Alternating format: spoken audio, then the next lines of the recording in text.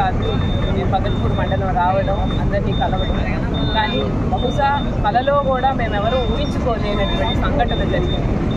నాన్న జైలుకి వెళ్తారని ఉరామరిగా కూడా ఎవరు అనుకొని ఉంటారండి. ఎందుకంటే ఎవరైనా కానీ ఇప్పుడు ఈ ప్రభుత్వం కష్టపూరితంగా మనుషుల్ని జైలు పంపిస్తుందన్న రోజు కూడా నాన్న జైలుకి వెళ్తారని ఎవరూ అనుకోలేదు. ఎందుకంటే ఎవరైనా తప్పు చేసి ఉంటుంటే, ఏదైనా పొరపాటు జరుగుతుంటే, మన వల్ల ఏదైనా తప్పు జరుగుతుంటే మన నాయకుడు జైలుకి వెళ్తారు. అదే మా నాయకుడు కాకాని గోవర్ధన్ రెడ్డి ఆయన తప్పు చేయలేదు. ఆయన మమ్మల్ని ఎవ్వరినీ కూడా తప్పు చేయలేదు. ఒకవేళ పొరపాటుని ఎవరైనా పొరపాటు చేస్తుంటే ఆపారు. ఇది మంచి మార్గం అని మమ్మల్ని అందరినీ కూడా ఆయన మంచి మార్గంలోనే నడిపించారు. కాబట్టి ఏ రకమైన కక్ష కానీ, ఏ రకమైనటువంటి కుళ్ళు కుతంత్రాలు కానీ లేకుండా రాజకీయం చేశారు. అట్లాంటి మనిషిని ఏ ఆధారంతో అరెస్ట్ చేస్తారు, ఏముందని ఆయన అరెస్ట్ చేయడానికని మేము గట్టిగా నమ్ముతాం. కానీ ఈరోజు ఏమీ ఆధారాలు అసలు కేసే లేదు. అక్కడ కేసులు వేశారు, వరుసగా 4 పీటీ వారెంట్లు వేశారండి. ఇప్పటికీ 4 కేసులు అయ్యాయి, 3 పీటీ వారెంట్లు అయ్యాయి. ఏంటని ఇంకోటి కూడా రెడీ అవుతుంది, దాని తర్వాత ఇంకోటి కూడా రెడీ అవుతుంది. జైల్లో పెట్టలేరు.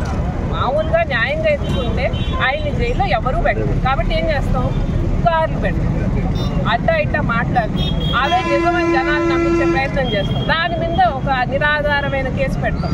ఆ కేసు ఆధారంగా పీటీ వారెంట్ వేస్తాం. ఇంకొన్ని రోజులు కస్టడీ అడుగుతాం.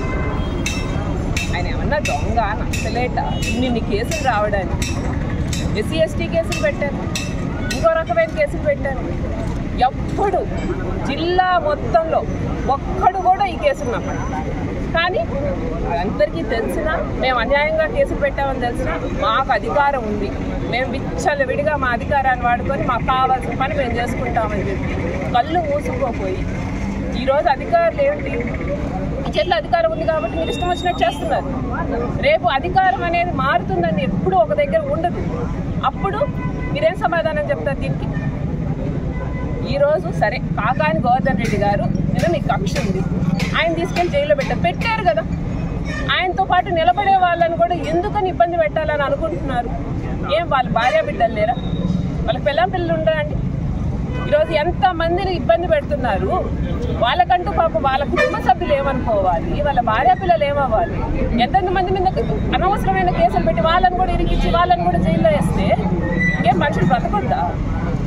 ఏం వైఎస్ఆర్సీపీ కార్యకర్తలంటే వాళ్ళని జైల్లో వేయాలా?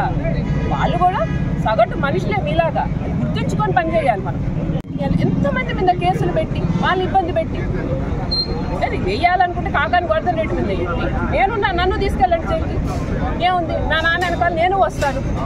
వీళ్ళందరూ మా ప్రజలు, వీళ్ళు మమ్మల్ని నమ్ముకొని ఉన్నారు, వీళ్ళ కోసం మేము ఎంత దూరమైనా వస్తాం, మేమైనా వస్తాం జైలుకి, పర్వాలేదు. వాళ్ళని ఇబ్బంది పెట్టండి, అది తప్పు. కాబట్టి మేము కోరుకునేది ఏంటంటే, నేను ఈ రోజు నేను వస్తున్నాను, తీసుకుని వెళ్ళిపోతానని తీసుకెళ్ళిపోండి, ఇబ్బంది ఏం లేదు. కాకపోతే మా కోసం పనిచేసే వాళ్ళు కానీ, మా ఆప్తులు కానీ, మా దగ్గర వాళ్ళు కానీ వదిలిపెట్టండి. వాళ్ళదేం తప్పు ఉంది, వాళ్ళనైనా వదిలిపెట్టండి అని మేము వీఆర్ రిక్వెస్టింగ్ అనుకోండి. వాళ్ళ కోసం మేము ఏమైనా చేయడానికి సిద్ధంగా ఉన్నాం. కాబట్టి ఇక పైన ఇటువంటి ధోరణ ఆపి ఈ పనులు మీరు ఎప్పుడు చెప్తున్నాను, మీ పనులు మీరు సవ్యంగా చేస్తే చాలు. ప్రజలకి మిమ్మల్ని ఆదరించడానికి ఇటువంటి పనులను ఎవరు హర్షించడానికి, ప్రజలు కూడా హర్షించరు. అందుకని ఇటువంటి కుళ్ళు కుతంత్రమైన రాజకీయాలు ఆపేసి మీ పనులు మీరు సవ్యంగా చేసుకుంటే బాగుంటుంది.